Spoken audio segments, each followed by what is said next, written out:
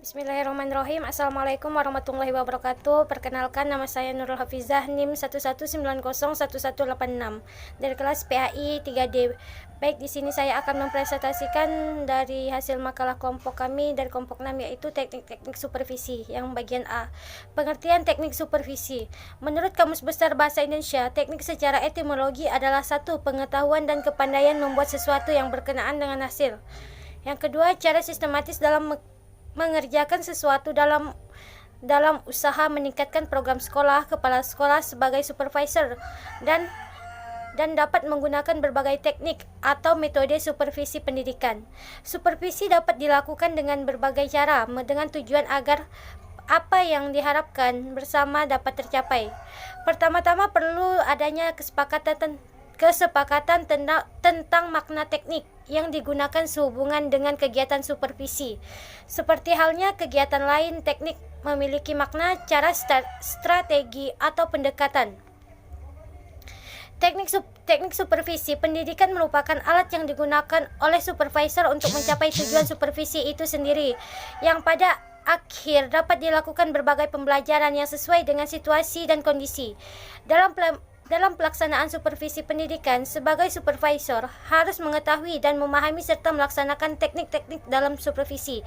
Berbagai macam teknik dapat digunakan oleh supervisor dalam membantu guru meningkatkan situasi belajar mengajar, baik secara kelompok maupun secara perorangan atau dengan cara langsung bertatap muka dan cara tak langsung bertatap muka atau melalui media komunikasi.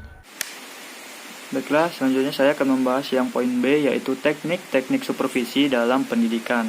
Nah, menurut Ngalim Purwanto, secara garis besar, teknik ini dibagi menjadi dua, yaitu teknik perseorangan dan teknik grup atau kelompok. Nah, saya akan membahas yang teknik individual. Teknik individual adalah bantuan yang dilakukan secara sendiri oleh petugas supervise, baik terjadi di dalam kelas maupun di luar kelas. Nah, teknik ini pun dibagi kembali menjadi beberapa teknik. Di antaranya yang pertama, teknik kunjungan kelas, yaitu suatu teknik kunjungan yang dilakukan supervisor ke dalam sebuah kelas, baik ketika sedang proses pembelajaran ataupun tidak dalam proses pembelajaran. Ya, yang kedua, yaitu observasi kelas, yaitu kunjungan yang dilakukan supervisor ke sebuah kelas dengan maksud untuk mengamati keadaan kelas tersebut. Kemudian yang ketiga, ada percakapan pribadi, yaitu dialog yang dilakukan oleh guru dan supervisornya, yang membahas tentang keluhan-keluhan atau kekurangan yang dikeluarkan oleh guru dalam bidang mengajar. Kemudian yang keempat, percakapan kelompok, yaitu teknik wawancara ini dalam bahasa Inggrisnya dikenal dengan istilah round table atau meja bundar. Yang kelima, ada intervisitasi, yaitu saling mengunjungi antara guru yang satu dengan guru yang lain. Lanjut, yang keenam, ada penyeleksi berbagai sumber materi untuk belajar atau bacaan terarah. Nah, teknik ini berkaitan dengan aspek-aspek belajar mengajar dalam usaha memberikan pelayanan profesional kepada guru. Supervisornya menaruh perhatian terhadap aspek-aspek proses belajar mengajar sehingga diperoleh hasil yang efektif. Lanjut, yang ketujuh, ada teknik menilai diri sendiri, yaitu guru dan supervisor melihat kekurangan masing-masing, yang mana ini dapat memberikan nilai tambah terhadap hubungan guru dan supervisor tersebut, yang akhirnya akan memberikan nilai positif bagi kegiatan proses pembelajaran untuk kedepannya. Selanjutnya, yang terakhir, yang kedelapan, teknik supervisi yang memakai para siswa. Teknik ini menanyakan kepada siswa tentang belajar mengajar dan materi yang telah diberikan. Jadi, siswa ini memberikan evaluasi atau kritik yang membangun. Nah, ketika itu, supervisor memberikan tes dadakan. Maksudnya, tes yang diadakan oleh supervisor terhadap siswa secara mendadak itu tidak memberitahu guru atau siswa. Jadi, supervisor akan menilai tes tersebut. Itu poin yang B dari saya. 2. Teknik kelompok supervisi. Teknik kelompok ini adalah teknik yang digunakan bersama-sama oleh supervisor dengan sejumlah guru dalam suatu kelompok.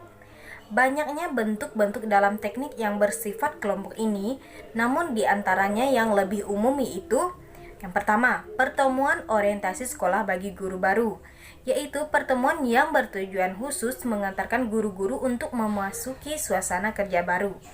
Beberapa hal yang disajikan yaitu sistem kerja sekolah tersebut, dan selanjutnya yaitu proses dan mekanisme administrasi organisasi sekolah. Yang kedua yaitu ada rapat guru.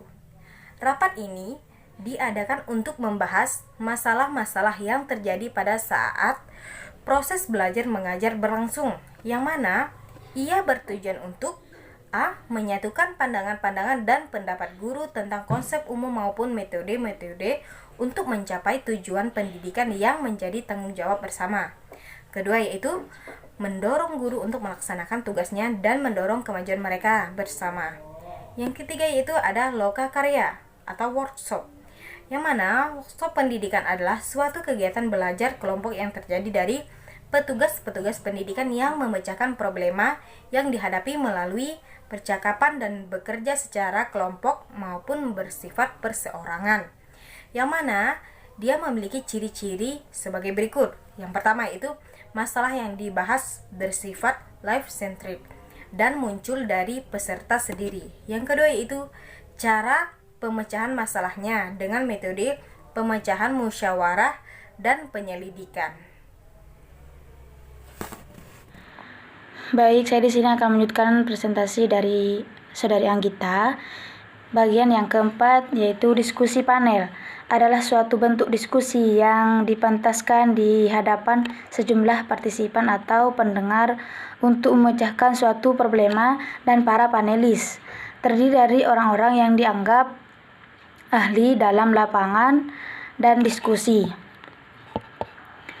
Tujuannya yang pertama untuk menjejaki suatu masalah secara terbuka agar memperoleh lebih banyak pengetahuan masalah yang dihadapi dari berbagai sudut pandang. Yang kedua, untuk menstimulir para partisipan agar mengarahkan perhatian terhadap masalah yang dibahas melalui dinamika kelompok sebagai hasil interaksi dari para panelis.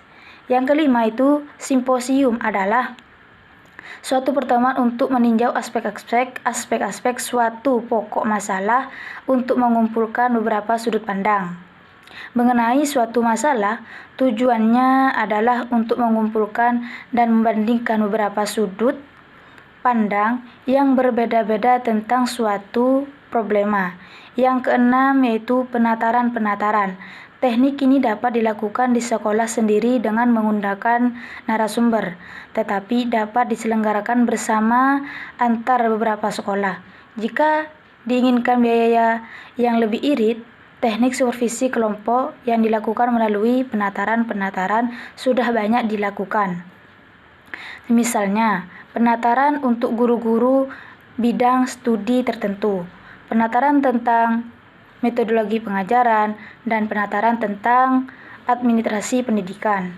Yang ketujuh yaitu seminar adalah suatu bentuk mengajar belajar kelompok di mana sejumlah kecil yang melakukan pendalaman atau penyelidikan tersendiri bersama-sama terhadap pendalaman atau dengan dibimbing secara cermat oleh seorang atau lebih mengajar pada waktu tertentu. Cara yang baik dalam mengikuti seminar adalah apabila dilakukan dengan sungguh-sungguh, serius, dan cermat mengikuti presentasi dan cara tanya jawab. Mohon maaf apabila ada kesalahan dari kelompok 2, penyampaian kelompok 2. Mungkin kelebihan itu dari Allah dan kesalahan dari saya sendiri. Semoga video ini bermanfaat. Wassalamualaikum warahmatullahi wabarakatuh. Di kelompok 2, penyampaian kelompok 2. Mungkin kelebihan itu dari Allah dan kesalahan dari saya sendiri. Semoga video ini bermanfaat. Wassalamualaikum warahmatullahi wabarakatuh.